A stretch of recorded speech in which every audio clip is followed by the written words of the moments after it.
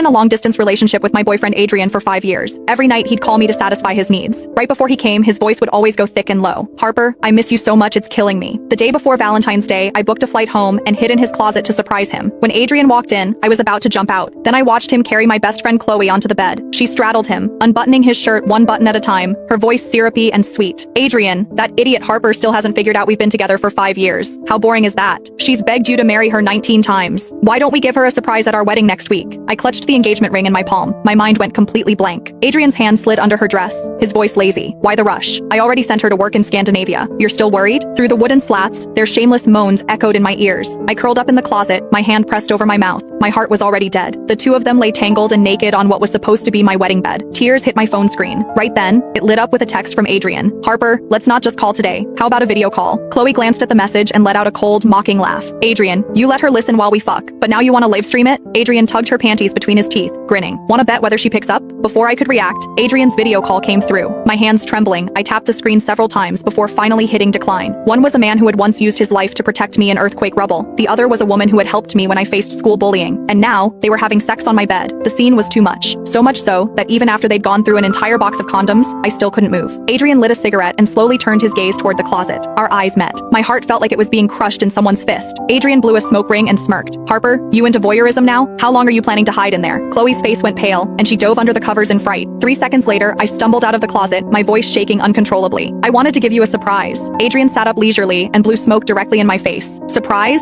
The text notification for your flight booking came to my phone ages ago. What surprise could there possibly be? He reached under Chloe's dress and pulled out a wet bunny tail, tossing it at me. Learn something. That's what a surprise looks like. I'd proposed to him 19 times, each time coming up with different creative ways, all to repay him for saving my life. But now, all my efforts had become a joke. Why? Why would you both do this to me? Seeing my blank expression, Adrian said flatly, "What? Harper, you didn't actually think you could have me all to yourself, did you? That's pretty selfish. Besides, Chloe moans pretty loud every time I call you. You seriously never heard her? So every time he told me he missed me, he was inside her." I couldn't stop shaking. My stomach rolled with nausea. Chloe pulled on my nightgown and put it on slowly, smiling mockingly. "Harper, didn't you always say you'd share everything with me? You're so busy with work, I was kind enough to help Adrian with his physical needs. Shouldn't you thank me?" I shoved her away violently and grabbed a photo frame, hurling it at her. "Get out! Both of you get out!" Ironically, the photo of Adrian and me in the frame had already been replaced with a picture of Chloe in a bikini. And every day, Adrian would tell me that when he missed me, all he could do was look at my photo. Turns out he meant this kind of photo. A shriek rang out. Adrian didn't hesitate to shield Chloe. The frame struck his temple and blood immediately began streaming down. "Harper, can you stop being crazy? It's not like I'm abandoning you. Not marrying you isn't my fault. Have you really never looked in a mirror and faced what your background is? Chloe and I are just having a wedding ceremony. As long as you don't make a scene, our relationship will never change." I frantically grabbed everything within reach and threw it at them. Click the link on the homepage to watch the full follow-up for free.